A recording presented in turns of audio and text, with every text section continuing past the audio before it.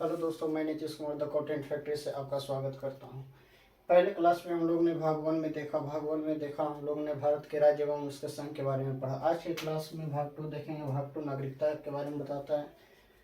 नागरिकता भाग टू में हम लोग आर्टिकल 5 से लेकर आर्टिकल 11 तक पढ़ेंगे। आर्टिकल 5 क्या कहता है? आर्टिकल 5 कहता है कि संविधान के प्रारंभ में दी गई नागरिकता, यानी संविधान बनने से पहले जो नागरिकता जो भारत में थे उनको नागरिकता दे दी गई थी, उसके बारे में आर्टिकल 5 कहता है।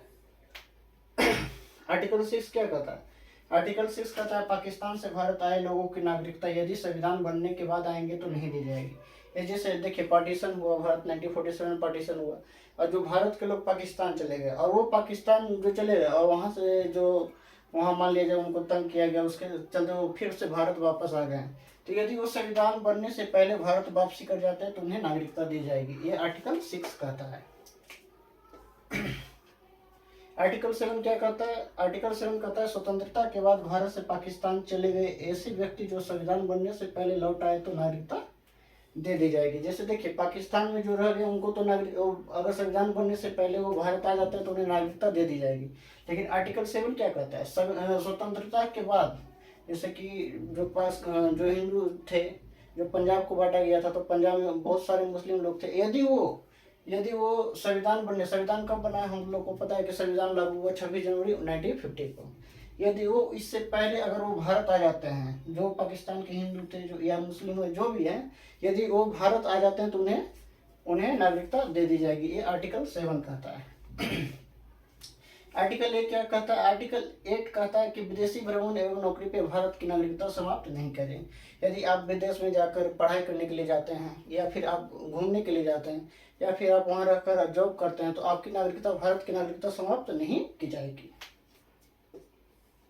आर्टिकल 9 क्या कहता है? विदेशी नागरिकता लेने पे भारत की नागरिकता समाप्त। यदि आप वहां पढ़ाई करने गए या फिर आप नौकरी करने गए लेकिन आप वहीं का नागरिकता ले लिए हैं, यदि नागरिकता आप नहीं लीजिएगा तो आपका नागरिकता समाप्त नहीं किया जाएगा।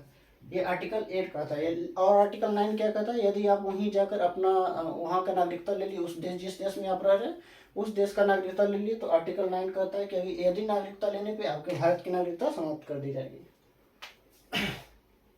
आर्टिकल 10 क्या कहता है? देश विरोधी कार्य करने पर नागरिकता समाप्त। यदि आप देश में दंगा कीजिएगा, कहीं गोली बारूद उड़ा दीजिएगा तो आपकी भारत की नागरिकता समाप्त कर दिया जाएगा। आपको आतंकवादी घोषित करके भारत की नागरिकता समाप्त कर दी जाएगी।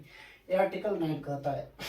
आर्टिकल 10 कहता है। आर्टिकल 11 क्या कहता है? नागरिकता कानून जो है संसद बनाएगी, संसद लोग बैठेंगे और ये गृह मंत्रालय के अंडर आएगा। आप लोगों ने हाल फिलहाल में देखा CAA-NRC जो किसके अंडर में था?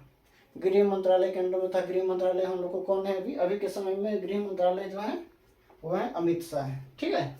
तो आर्टिकल 11 में नागरिकता कानून जो है संसद बनाएगी। तो यही भाग 2 में यही 6 आर्टिकल है। आर्टिकल 5 से लेकर आर्टिकल 11 तक। आर्टिकल 5 में क्या कहा था कि संविधान में प्रारंभ में जो दी गई नागरिकता है, यानी सभी को जो नागरिकता जो शुरुआत जो भारत के है उसको नागरिकता दे दी गई। आर्टिकल 6 क्या कहता है? पाकिस्तान से भारत गए लोगों की नागरिकता यदि संविधान बनने से पहले आएंगे तो नहीं दी जाएगी। यानी जो पाकिस्तान चले गए और वो यदि जो पाकिस्तान में है और यदि वो भारत आ जाते हैं संविधान बनने से पहले तो उनको नागरिकता दे दी जाएगी।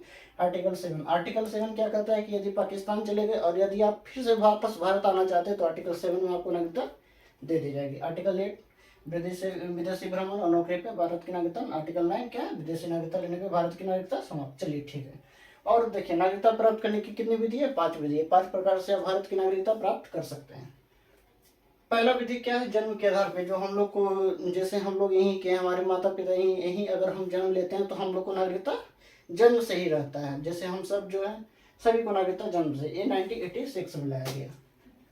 दूसरा क्या है? वंश के आधार पे। वंश के आधार पे कहने का मतलब यदि हमारे मदर जो है इंडिया के और हमारे फादर विदेश के हैं तो उस हिसाब से भी भारत की नागरिकता आपको मिल जाएगी। जैसे आप लोग एग्जाम्पल में देखिए, शिखर धवन क्या है? इंडियन है और उनकी पत्नी क्या थी? विदेशी थी, यानी ऑस्ट्रेलिया की थी। लेकिन उसका बेटा जो है उसका बेटा को भारत की नागरिकता मिल जाएगी क्योंकि उसके पिताजी हैं जो इंडियन है। कोई एक इंडियन रहना चाहिए, माता या पिता। ठीक है। और 3 क्या है? तीसरा विधि क्या है? पंजीकरण, रजिस्ट्रेशन से व्यक्ति कम से कम 7 साल लगातार भारत में रहता है। यदि कोई भी विदेशी आदमी जो है भारत में रह रहा है और वो भारत की नागरिकता लेना चाहता है तो उसको क्या करना पड़ेगा? रजिस्ट्रेशन करवाना पड़ेगा। रजिस्ट्रेशन करवाने का क्या है कि कम से कम वो भारत में 7 साल लगातार रहना चाहिए, ठीक है।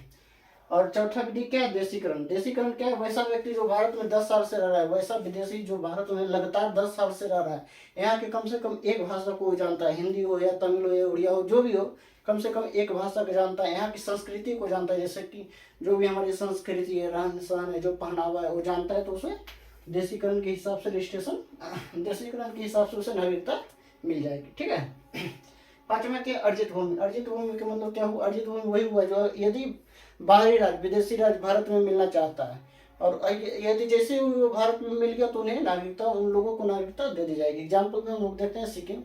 सिक्किम जो है 16 मई 1975 को भारत में मिला, इसलिए वहाँ के लोगों को नागरिकता स्वयं प्राप्त कर दी गई, ठीक है। थैंक यू दोस्तों, आज के वीडियो में इतना ही। कल के वीडियो में हम लोग देखेंगे भाग 3। और यदि आपको ये वीडियो अच्छा लगा तो आप इसे लाइक कीजिए और सब्सक्राइब कीजिए। Thank you.